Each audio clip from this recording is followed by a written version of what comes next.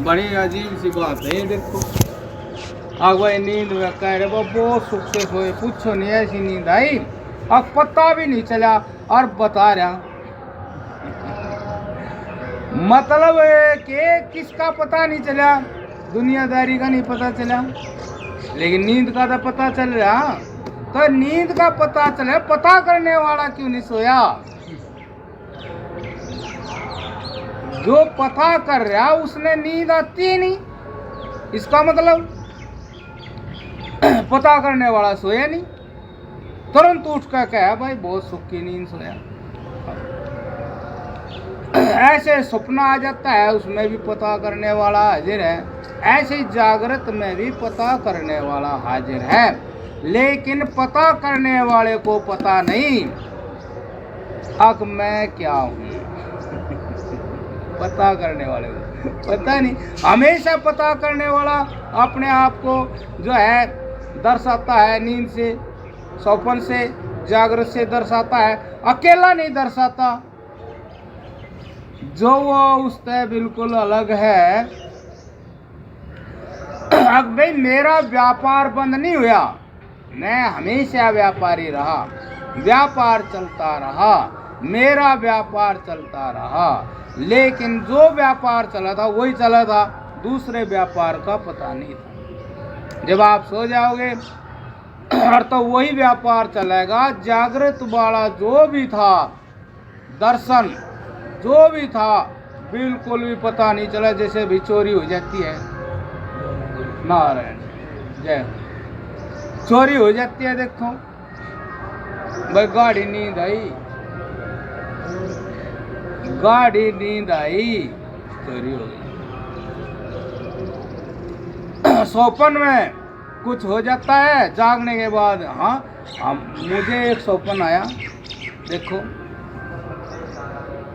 मुझे एक स्वप्न आया, आपको बताऊं, हमारी बात चल रही है, मतलब भाई 3 अवस्थाओं की 3 शरीरों की, याद से रखना।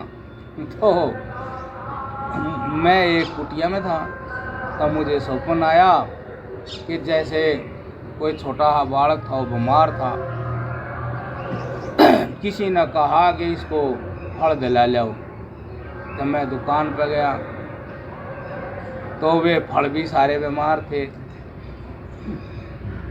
मतलब कोई भी फल स्वस्थ नहीं था। भाई वो पपीता काट कर रखा, मगर इस पर मक्खी बैठ गई, इसको क्या खिलाओ, इसको चिक्कू चाकू भूसे पड़े, मगर ये दवाई कोई नहीं, मतलब सारे देख कर कोई फल ही नहीं काम का, इसने क्या खिलाया, पहले बीमार है। और ऐसे हम देख कर न चले गए। तो एक बिल्डिंग में चले गए, उस लड़के को हमने नीचे बैठा दिया और हम ऊपर चले गए। पता नहीं क्या काम गए, ऊपर गए, फिर नीचे आए तो बालक नहीं पाया। वो बालक नहीं पाया तो हम दुखी हो गए, मगर वो जिसने बालक दिया उसको कहाँ से दूंगा ये बालक। मैं कहा तो आदमी का जो करैक्टर है वो उसमें स्वप्न में भी रहे, जैसे कि भाई जो आदमी अपने जीवन में जिम्मेदारी रखा है तो वो संस्कार उसका हर जगह मिलेगा। तो हमारे ये संस्कार थे कि भाई किसी को धोखा ना दो, छल कपट ना करो, वो करो। तो हम दुखी हो गए, भाई वो अब वो बालक कहाँ से देंगे, कहाँ गया वो, कहाँ से देंगे, नू करते करते और बहुत दुखी होकर बस रोने लग गए, और वो कहाँ गया कहाँ गया। काफ़ी दुखी हो गया, बहुत दुखी होकर रोने लग गया, रोता रहा, रोते रोते आँख खुल गई तो मेरा सांसें चढ़ रही और मैं उठा। मेरी आँख खुली कुटिया में और मैं देखूँ, मगा भाई मैं तो साधु हूँ, मेरा क्या मतलब किसी के बालक से, और मैं तो कुटिया में हूँ, मैं साधु हूँ, बताओ। तो मैं जैसे जाग गया तो सारा कलेश शांत हो गया। सारा कलेश शांत हो गया। मैं कहा मैं ना जागता तो मैं तो रोता ही रहता, मगर ऐसे संकट में फंस गया था। वो लड़के ने ढूंढे जाता, कहाँ गया रहा है, कहाँ गया है, रोकता रहता। और जैसे जाग गया, अरे कहाँ, मेरा क्या मतलब इन चीज़ों से, बताओ। मेरा क्या मतलब इन चीज़ों से, मैं तो साधु, मैं क्या करूँ इनका, बच्चों का क्या करूँ, ज्ञान बताओ। वो जो ज्ञान हुआ जागने से अपने स्वरूप का, तो उसने वो जो था स्वरूप उसको मिथ्या कर दिया। इसको आप फिर यूं भी लगा सको कि भाई हम जहाँ जी रहे हैं, तो उस जीवन में जैसे जैसे हो रहा है हम वैसे वैसे हो रहे हैं। हो सके है कि इसमें भी जागना होता हो। आप नू लगा लो, जैसे कोई महात्मा बन गया तो वो जाग ही गया हो, और उसने वो अपना पिताजी नहीं दिख रहा, माताजी नहीं दिख रही, या दुनिया जो दिख रही या दुनिया नहीं दिख रही, और वो कह नहीं वो तो, अरे वो कोई और है वो, अरे बस उसके लिए वो। अब भाई ये जितने भी दृष्टियां हैं, ये सारी दृष्टियां स्वार्थ की हैं। मतलब वो यहाँ तक दिखता है कोई आदमी अपने मन को रोक देवे, और रुक तो जा है, वो कह रुक तो जावे है। कोई भी आदमी अपने मन को रोक देवे तो फिर यह सृष्टि सारी उसके लिए मिथ्या खत्म हो जाए। अब वो देखा है कि वो पिताजी तो है, लेकिन पिताजी का भी पिताजी है कोई माताजी की भी माताजी है, और इस तरह से जानने वाला भी कोई है, ऐसे जानने वाला उस ज्ञान में जीने वाला भी है कोई। तो वो इस तरह से उसमें चला जाए। अब जैसे इन तीन शरीरों में जो आदमी यूं देखे, इसको यूं ही लगा ले कि सदा कोई भी चीज रहती नहीं, और हमारा उस वस्तु में प्रेम रहता है, और प्रेम इसलिए रहता है कि हमें उस वस्तु से सुख का एहसास होता है। सुख वश हम उस वस्तु से चिपके रहते हैं, और फिर यो चिपकना उसका ज्ञान ही खत्म कर दे, अब यो सुख भी सदा रहना नहीं। यो जो संसार का कोई भी सुख है, मतलब कोई भी सुख है संसार का, वो बिल्कुल आपके साथ जैसा चाहते ऐसा रह ही नहीं सकता। ये किसी के बस की बात नहीं है। जब जिसको ये ज्ञान हो जाता है, फिर वो उन वस्तुओं के लिए, प्राणी पदार्थों के लिए जीता नहीं, मतलब अपने जीवन में उनको स्थान विशेष नहीं देता, स्थान विशेष देता है अपने आप को कि मैं इनसे इनके बिना रह सकूं कि नहीं रह सकता। अब जैसे नींद में तो रह सका आदमी, रहा भी, लेकिन वो भी उसका भी एक समय है, निंद्रा खुल जाती है। ऐसे सारी चीज एक समय सीमा में बंधी हुई है। कुछ भी आप देख रहे हो, सारियों का एक समय है। शरीर की अवस्थाओं का भी एक समय है, युवावस्था आई वह उसका भी एक समय है, उसके बाद फिर वृद्धावस्था आई उसका भी एक समय है, सीमा है उसकी भी, वो भी फिर चलता भी नहीं। लेकिन मतलब राग के कारण, प्रेम के कारण, वो उसका समय होते हुए भी, जानकारी होते हुए भी, वो आदमी उसको छोड़ता नहीं। मतलब ज्ञान हो गया सारा, और फिर भी उस वस्तु के राग को, उसके प्रेम को छोड़ता नहीं उसको। मतलब इतना सारी वस्तुएं उसका साथ छोड़ रही हैं, लेकिन वे जब छोड़ रही हैं तो वो आदमी छोड़ता नहीं, छोड़ तो देता है या छूट जाते हैं, लेकिन वो छोड़ता नहीं। तकलीफ होती है, वो तकलीफ उसको होती नहीं, वह तकलीफ तो राग के कारण हो, प्रेम के कारण हो, और उस प्रेम को नष्ट कर देता है सत्य ज्ञान। कि बार बार हम सत्य ज्ञान को सामने ले आए, अग भाई वो तो ऐसा होना ही था, होता ही आया, तो फिर ये रुकता नहीं। अब जिसको सत्य ज्ञान हो जाता है वो फिर इन वस्तुओं से राग नहीं करता, प्रेम नहीं करता। अब जो प्रेम नहीं करता उसको दुख होता नहीं, जो वस्तु चली जाती है दुख होता नहीं, उसके सामने वस्तु हो चाहे ना हो। जब व्यक्ति सत्य ज्ञान में टिकता है तो जैसे संसार की वस्तु प्राणी पदार्थों का ज्ञान नया नया होता है ना, ऐसे उसको अपनी आत्मा में अपनी आत्मा का ज्ञान नया नया होने लग जाता है। ज्ञान के बिना कोई भी प्राणी जिंदा नहीं रह सकता। मतलब जो उसका स्वरूप है वो भी ज्ञान है, उसके बिना भी जिंदा नहीं रह सकता। लेकिन एक संसार का ज्ञान होता है, एक आत्मा का ज्ञान होता है, तो उस मनुष्य को संसार की जगह जब सत्य ज्ञान हुआ तो संसार से तो वैराग्य हो जाता है और उसको अपनी आत्मा का नया नया, आत्मा के बारे में नया नया रोजाना ज्ञान होना शुरू हो जाता है। ज्ञान के बिना सुख नहीं, ज्ञान माने ज्ञान के बिना सुख नहीं, लेकिन ज्ञान की वृत्ति के बिना भी सुख नहीं। अवेक के ज्ञान की वृत्ति बनी हुई है संसार की प्राणी पदार्थों की, उनमें भी नया नया ज्ञान है। वो ज्ञान जो है नया नया रोज प्रकट हो। आप एक छोटे बच्चे को देखो, आज कुछ हो रहा है, दूसरे दिन कुछ और, आज कुछ बोल रहा है, दूसरे दिन कुछ और बोल रहा है, वो आज कुछ दूसरे दिन उसका कोई रूप हो रहा है। ऐसे कोई भी चीज़ है, आप बाहर जाओगे नया नया ज्ञान होगा। आप एक जगह तीर्थ पर गए, फिर आ गए, फिर 1-2 साल के बाद जाओगे, आप उन्हें नए रूप में देखोगे, आपको ज्ञान होगा, आप सुखी होगे, कुछ शांति को प्राप्त।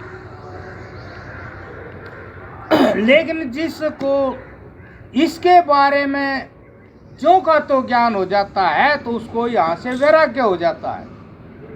संसार के प्राणी पदार्थ वस्तुओं के जीवन से उनसे जो कुछ भी मिलता उससे भी उसको वैराग्य हो जाता, मतलब राग नहीं रहता, प्रेम नहीं रहता। उन वस्तुओं को इस तरह से सुख की दृष्टि से संग्रह नहीं करता। आगे बहुत बढ़िया संग्रह उनके लिए देखो, जिसको इस तरह का सत्य ज्ञान हो जाता है उन चीज़ों के लिए वो ना तो झूठ बोलता, ना इनकार करता, ना उनको जोड़ता, संग्रह नहीं करता, कुछ ऐसा करता नहीं बहुत ज़्यादा।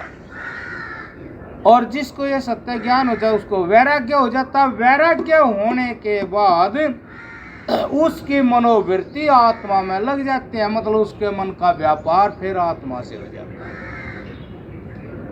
आत्मा भी एक वस्तु है, सभी बाहर है। आविष्कार उसका जो धर्म है वो अलग अलग है।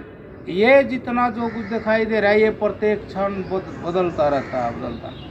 आत्मा का धर्म है अखंड, अचल, अटल, एक जैसा और ज्ञान वाला। जैसे धरती में कुछ कुछ उपजता रहता है, ऐसे आत्मा में भी आत्मा का ज्ञान उपजता रहता है। जिस व्यक्ति की मनोवृत्ति बाहर से शांत होगी, वैराग के कारण आत्मा में अपने आप में टिक गई, तो फिर उसकी मनोवृत्तियों का संपर्क आत्मा से होता है। फिर वो आत्मा का ज्ञान नया नया उसके अंदर चलता है। ज्ञान से सुख होता है, जानकारी से सुख होता है। ये उसकी मनोवृत्ति है, आत्मा के ज्ञान की मनोवृत्ति है। उस आत्मा का ज्ञान उसके अंदर प्रकट हो, वो उसको देखता रहता है और सुनता रहता है, वो भी अत्यंत प्रिय होता है। लेकिन वो ज्ञानी पुरुष इस मनोवृत्ति के ज्ञान को कभी अभिमान नहीं करता। वो कहता है तो वृत्ति ही तो है।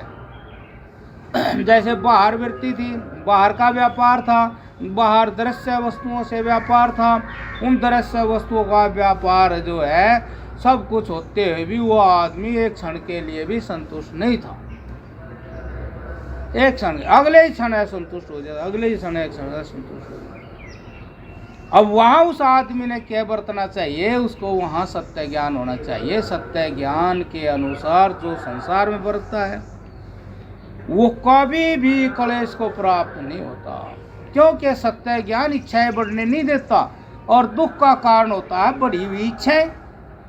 बड़ी हुई इच्छाएं पूरी तो होती नहीं। अब जिसको ये सत्य ज्ञान हो जाता है, संसार में काम करता है जैसे का तैसा जानकर, और बाकी उसकी मनोवृत्ति आत्मा में लगी रहती है। आत्मा उनको नए नए ज्ञान को प्राप्त कराता है। नया नया ज्ञान यही है। पेड़ को देखेगा, पेड़ में उसकी उस चेतना की सब कलाएं देखेगा, और फिर बैठा बैठा यूं भी सोचा जाएगा। अब कमाल की बात है भाई, सूरज स्थिर है अपनी जगह, चंद्रमा स्थिर है, फिर बहुत सारे सूरज होंगे। जब ये एक सूरज है तो ये सूरज भी सीमित है, इसका प्रकाश की भी एक सीमा है। उसके बाद फिर दूसरा सूरज, फिर तीसरा सूरज, फिर चंद्रमा। जो परिवार यहाँ है ऐसे दूसरा परिवार बनाया होगा। देखो चेतना का, फिर वो चेतना को ही श्रेय देता है। चेतना कितना वैज्ञानिक है, कितना बलशाली है वो चेतना। आगे सारे दृश्य जगत को मतलब एक तिनके के समान किस तरह चला रहा है। ऐसे अब जैसे भाई मैं ये शरीर है तो मैं भी शरीर को अपने संकल्प से, अपने शक्ति से संभाले हुई हूँ। ऐसे धरती में भी वही चेतना धरती को संभाले हुए है, सूरज को संभाले हुए है। जैसे मेरा सिस्टम चल रहा, शरीर का विकास हो, इसी तरह सूरज में भी निरंतर ऊर्जा पैदा होकर के बाहर फेंक रहे हैं। ऐसे ही धरती के अंदर भी ऊर्जा पैदा हो रही है और वो भी बाहर जीवन दे रही है। मतलब इस तरह के बहुत सारे नए नए ज्ञान शरीर में उतर जाएगा। कमाल की बात है, अगर जो जितना जो शरीर है, इस सारे शरीर का ज्ञान उस चेतना के अंदर है। जैसे डॉक्टर को विद्या होती है, सब बीमारियों का ज्ञान होता है, ऐसे शरीर का भी उसको चेतना का पूरा, उस चेतना में शरीर का पूरा ज्ञान होता है। उसने ऐसे ये अलग अलग मलाशय, अमाशय, पित्ताशय, आंत वगैरह सारी जोड़ कर सिस्टम चालू कर दिया। यो जो इस तरह से रचना दिख रही, सारी रचना का ज्ञान उस चेतना के अंदर है। अब चेतना को किसी तरह नष्ट करने में कोई भी वस्तु समर्थ नहीं। अब वो चेतना के अंदर जो ज्ञान है उसको कोई भी नष्ट नहीं कर सकता, इसीलिए फिर ये संसार भी नष्ट हो नहीं सकता। ये संसार इसी तरह, मतलब फिर क्या हुआ, अब जो मनुष्य है, मनुष्य के अंदर ज्ञान का विकास कुछ ज़्यादा ही है। तो मनुष्य ने क्या करना है कि इस को समझना है, जानना है इस सारे सिस्टम को, और जान करके फिर अपने आप में ही तृप्त होना है। तृप्त का तत्व तो आत्मा ही है।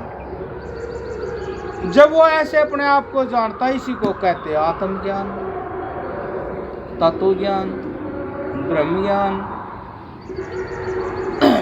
तो वही संसार में जैसे ये सिद्ध कर देता है, जैसे आत्मा अछूता है, आत्मा को कोई छू नहीं सकता, इसी प्रकार से वो तत्वज्ञानी, आत्मज्ञानी सब कुछ करता हुआ भी अछूता ही रहता है। इसलिए अछूता रहता है कि किसी भी वस्तु में राग नहीं, वैराग्य है। इसलिए ना तो वस्तु प्राप्त होने पर हर्षित होता और ना वस्तु बिछड़ने पर शोक करता। वो क्यों? वो ज्ञानी है। ज्ञानी का मतलब क्या है? जैसे को तैसा जाने, जो हो है उससे पहले ही वो जाने ऐसा। अब भाई ये तो ऐसा होना ही था, ऐसा है ही। अब कोई भी व्यक्ति यदि ऐसा सत्य ज्ञान नहीं जानता तो वो संसार में जैसे बरतता है, बहुत ज्यादा बरतने के बावजूद भी उसको कोई विशेष, जैसा ज्यादा किया वैसा फायदा नहीं होता। या सच पूछो तो वो व्यक्ति अंत में पूरी तरह से ना तो वो संसार के काम करता और ना संसार उसके काम करता। वो आदमी स्वयं ही जान लेता है और यूँ सोचता है कि अब तो मृत्यु हो जाए तो ठीक है। यूं भी नहीं जानता वैसे अभी मृत्यु क्या है, लेकिन मानता है दुख से। हमेशा वो दुख से दुखी होकर सुखों की खोज में लगा रहा, अब भी दुखी। हाँ, एक बुढ़िया है 90-100 साल के बीच में, बस हुआ रात नहीं है कह रही मैं चला गया तो मारा जीव तो इसमें करो पूरा मतलब क्या, वो जितना जीवन है वो जो कुछ भी है बुढ़िया, वह सारी की सारी दुख रूप हो गई भाई। कोई दिखता नहीं, सुनता नहीं, कोई इच्छा पूरी होती नहीं, वो बैठा जो का तू है, जो शुरू में था जिसने इतना बड़ा संसार रचा, वो जो का तू ऐसे बैठा है और अज्ञान के साथ बैठा है, अज्ञान के साथ बैठा, अज्ञान के साथ बैठा है, इसीलिए उसने सारे सुखों का अभाव दिख रहा है और वो दुखी है। और वो कहे यो तनु अब आगे चाहे जो हो, लेकिन उसके मन ने भी तो मान ली अब कुछ नहीं जाना चाहिए। और जो उसके पास बैठे हुए विरोध भजन करे नहीं, अगिया चली जा तो ठीक है,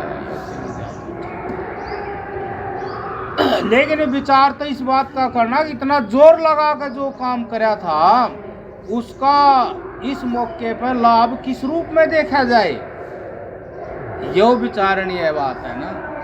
अब जो उसने जन्म से और जवानी से जो काम बड़े महत्वपूर्ण समझ कर न और बहुत ज़्यादा मेहनत से करे, बहुत ज़्यादा मेहनत से जरूरी समझ कर करे, उनने जो जीवन दिया वो कितना उसके अनुकूल और काम का निकला, वो तो उसका त्याग करना चाहिए अब। लेकिन ऐसा उसने पहले कभी नहीं किया, किसी ने भी नहीं किया ऐसे पहले, कोई भी नहीं करता।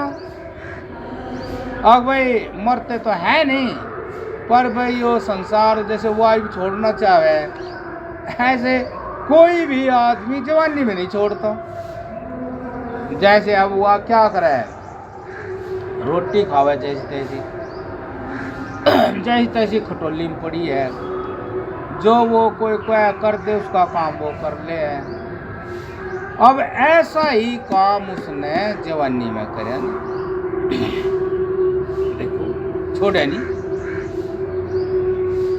अब जो सत्य ज्ञान जिसको विचार और विवेक से वैराग्य हो जाता है, मतलब छानबीन करता है, अब वही सदा एक सार तो यो चलने का निकाल, औरों ने भी देखा है, अपना भी देखा है, अपनी पराधीनता भी देखा है। अब मैं फलानी चीज़ का कितना पराधीन हूँ, रह नहीं सकता, बस इस तरह की वे चीज़ देखा है।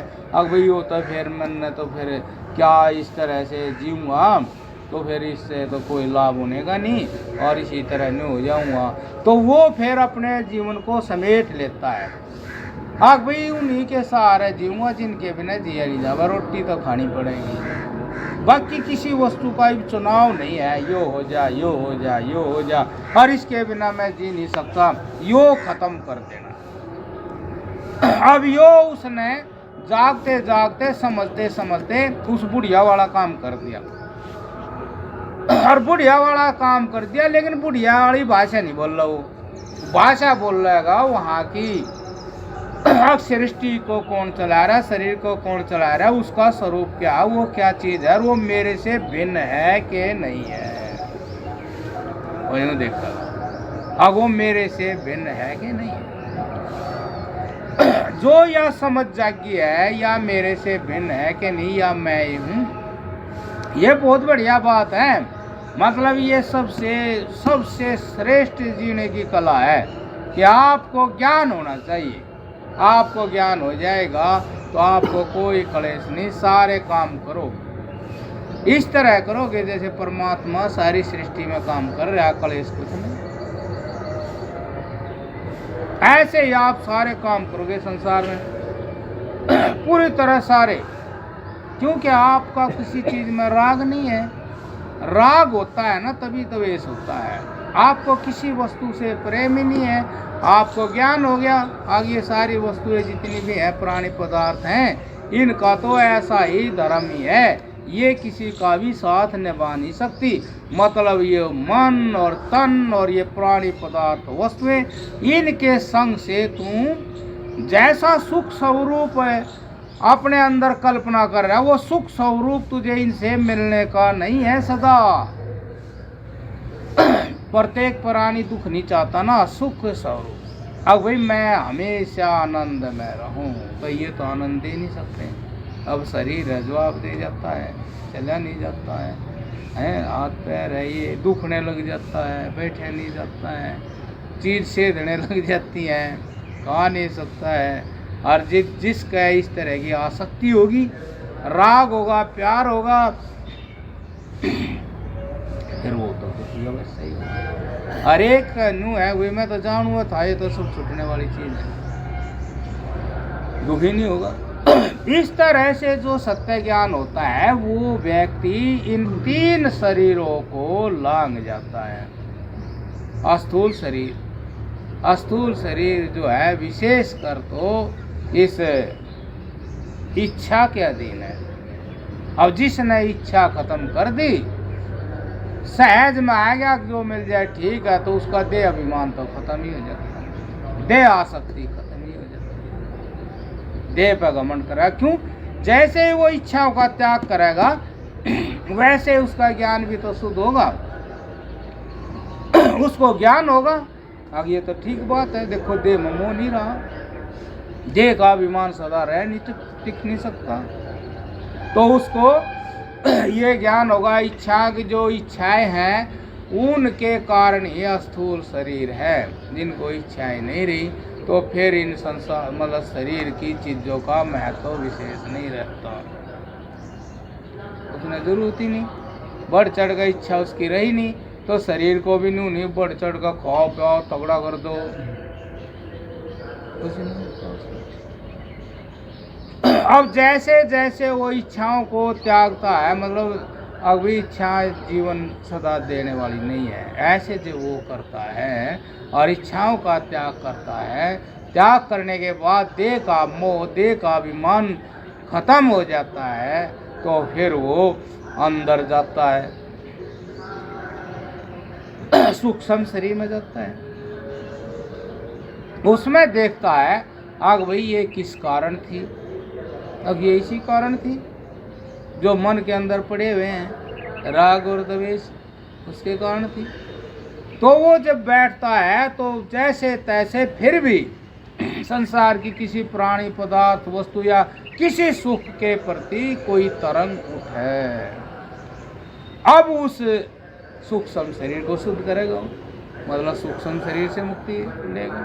तो वहां फिर वो ध्यान के द्वारा मतलब गहरे विचार के द्वारा उसके तत्वों को जानेगा कि वास्तव में यो राग आत्मा से कोई मतलब नहीं रखता, यो राग पैदा ही बाहर के प्राणी पदार्थ वस्तु से हुआ है। यो इस राग में जो यो प्रेम अंदर लगाव जो है यो लगाव आत्मा में तो हो ही नहीं सकता, क्योंकि इस लगाव में चित्र दिख रहे हैं बाहर के,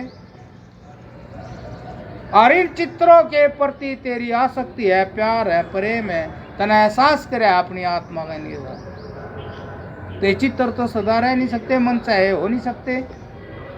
गहराई से जो वो विचार करता आता है फिर उन चित्रों से भी अपने ज्ञान को छुड़ा लेता है, मन ही मन में, मन ही मन में उन चित्रों के राग से मुक्त मन में ही कर लेता है। अब जैसे उसका मन वहां से मुक्त होता है वैसे ही फिर वहां का ज्ञान और जागृत हो जाता है।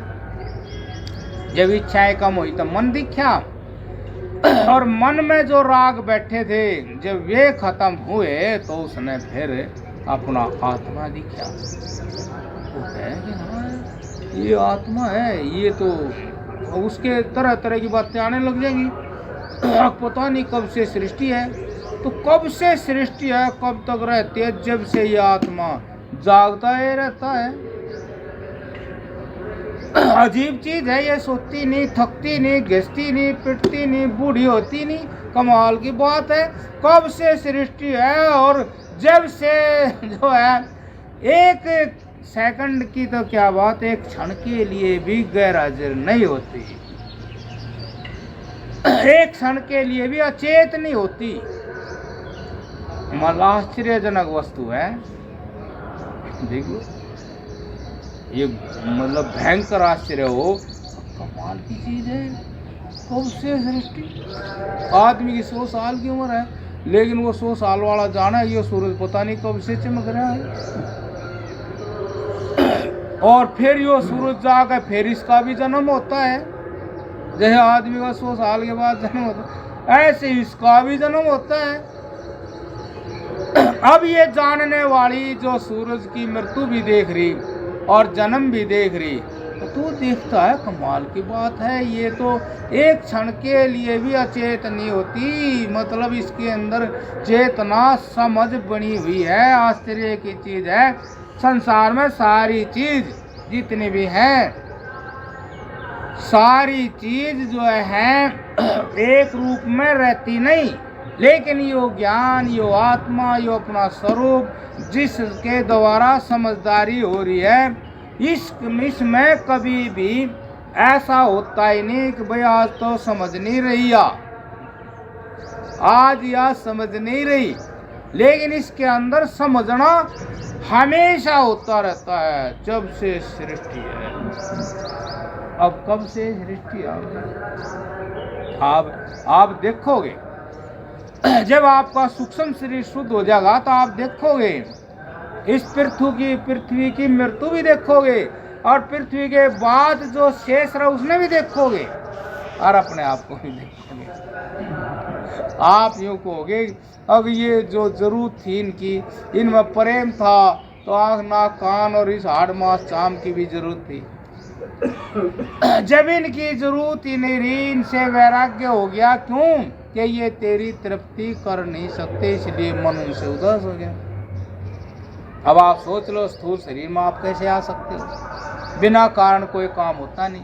जब कारण ही खत्म हो गया तो आप भी स्थूल शरीर में नहीं आ सकते। अब वो देख रहा है, अब पृथ्वी का चूरा हो गया, कण कण हो गए, आकाश में मौजूद देख रहा है। जिसके संकल्प से चूरा होया, कण कण हुए, उसी के संकल्प से फिर पृथ्वी बन जाती है। जिसके संकल्प से सूरज भी नष्ट हो गया, कण कण हो गया, खत्म हो गया, उसी के संकल्प से फिर शरीर धारण कर लेता है सूरज, जैसे कि आदमी धारण कर लेता है। ऐसे कब से ये मतलब आश्चर्य, भयंकर आश्चर्य। इसको सुनते देखते समझते हुए आश्चर्य होता है। और सारी चीज जो आप दे दें थक जाती है, लेकिन ये आत्मा थकती नहीं। इस चीज की क्या धातु है, क्या है ये देखो, क्या है ये? थकती नहीं, घिसती नहीं, पिटती नहीं, रूप बदलती नहीं। तो आप देख लो कि जब ऐसी आत्मा है तो फिर हमने किसी प्रकार का भी कोई विचार क्या करना, किसी प्रकार का भी कोई विचार क्या करना। वो हमने जब ये जाना तो हमने भी ये भी जाना, अब जिस दिन से हम यो कुछ कर रहे थे, यो करने वाला भी फोकट ही था। और हुआ है तो यो तो भाई संसार ऐसे ही चलता रहेगा। हुआ है, हुआ तो खत्म नहीं, उसका तो नाश ही नहीं है। नाश तो जब हो एक सेकंड के लिए रुक जा, उसमें मतलब जड़ता आ जाए, ना समझ आ जाए, तो फिर तो वो एक ऐसा महापुरुष है, आगे उस महापुरुष का ही शरीर है ये सब।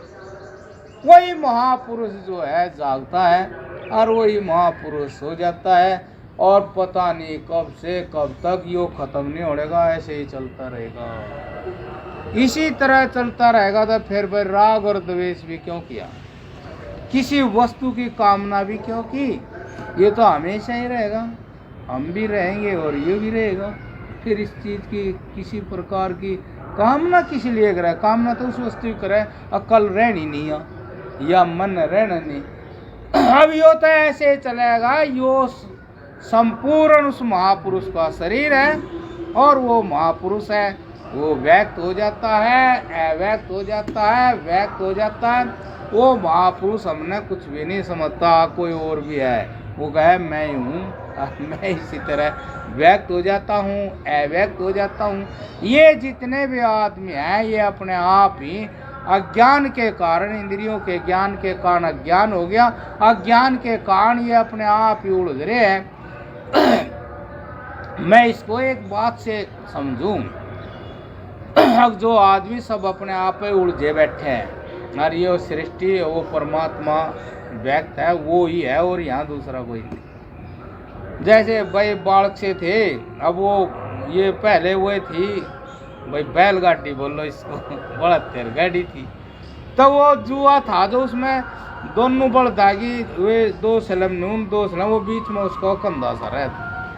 तब बाजा बाजा बड़ा थे क्या करे थे वे नू दका गाड़ी ने तो आगे ना खींचा है, पर वे नू भी दकावे थे। तो मैंने देखी ये न्यू क्यों दका रे, जो चाला शुद्ध है तो ये न्यू क्यों दका रे, डबल अंगा लगा रे। मैं नू देखू मैं हम खा डबल अंगा लगा रे, तो हम भी डबल ही अंगा लगा रे। लगा नहीं रे, सृष्टि अपने आप चल रही, हम अपनी कुछ कर रहे उसमें, नहीं नू को करो जगह नहीं नू को करो जगह।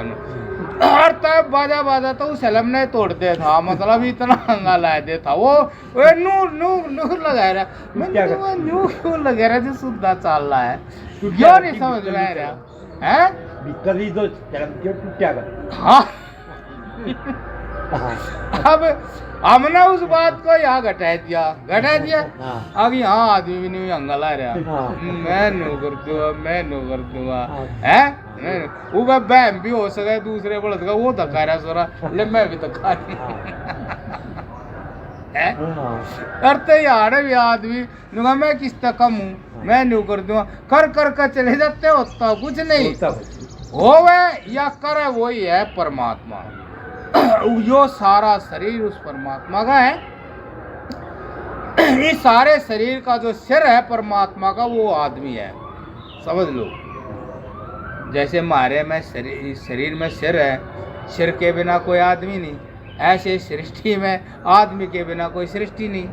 तो इसलिए उस परमात्मा का जितने भी मनुष्य हैं, ये सारे मनुष्य में जो विवेक ज्ञान है ये उस परमात्मा का सिर है, बाकी सारा शरीर है। इसलिए जो है जो इस तरह से विचार करके और जिसको सत्य ज्ञान हुआ और वो सत्य ज्ञान होने पे अपनी सारी मनोवृत्तियाँ बड़ी हुई इच्छाओं से ऐसे सकोड़ ले जैसे कछुआ सकोड़ ले अपने पाँव को और अपने आप में आ जा, ऐसे सत्य ज्ञान होने पे वो समझदार व्यक्ति बढ़ी हुई इच्छाओं से अपने आप को समेट ले। बढ़ी हुई इच्छाएं आदमी को ना संसार का सो लेने देती ना आत्मा का सो लेने देती। मतलब वो कैसे नहीं लेने देती, आगे एक आदमी की इच्छा पूरी होगी अगले क्षण उसका बढ़ेगी इच्छा, वह जो इच्छा पूरी हुई उसके पास जो चीज़ है वो उसका सुख ले ही नहीं रहा, उसका मन उसमें उलझ रहा, अरे नहीं वो नहीं हो जाती, अरे वो हो जाती, अरे नहीं हो जाती। और या उसकी प्रकृति बन जाए, फिर जो इच्छा पूरी हो जाएगी फिर उसका आगे चला जाएगा। मतलब के ऐसे करते करते उसके 100 साल 90 साल 80 साल 60 साल न्यू चले जाते, वो आदमी चला जाता है, लेकिन उसका तसल्ली नहीं होती। तसल्ली नहीं होती उसका कारण है बढ़ी हुई इच्छा। जैसे हमने भोजन करा, स्वादिष्ट भोजन है, जब गेली इच्छा बढ़ जाएगी या तो ज़्यादा रोटी खाऊंगा, गेली इच्छा बढ़ जाएगी, वहाँ ख्याल नहीं करता रोटी कितनी खानी उचित है वो ख्याल नहीं, उचित अनुचित का ख्याल नहीं कर रहा। स्वाद के कारण इच्छा बढ़ गई, इच्छा के अधीन हो गया, हर जगह करना। ऐसे ही कोई भी संसार की चीज़ है बढ़ी हुई इच्छा। अब एक आदमी एक लाला है, बहुत पैसा है उसके पास, बहुत पैसा, ये वो नहीं बोले जी आशीर्वाद दो भाई एमएलए हो जाऊँ, वो ऐसी टेंशन पाल लेगा ना होगा और टेंशन हाँ तब मैंने दूंगा, बता भाई क्या करे हैं। हाँ तो यह बात है कि हमने जो है विचार के द्वारा हमने वो एक ब्रह्मस्त्र था अर्जुन के पास, ब्रह्मस्त्र का जो निशाना वो चूकता नहीं। तो इसलिए हमने ब्रह्मस्त्र जो है अपने अंदर पैदा करना चाहिए। ब्रह्मस्त्र होता है विचार और विवेक वैराग्य से सत्य ज्ञान। सत्य ज्ञान जिसको हो जाता है फिर उसका निशाना चूकता नहीं, वो सारे बंधन काट गए, उस आदमी को जीते जी मुक्त कर दे। ठीक है, सत्संग हो गया।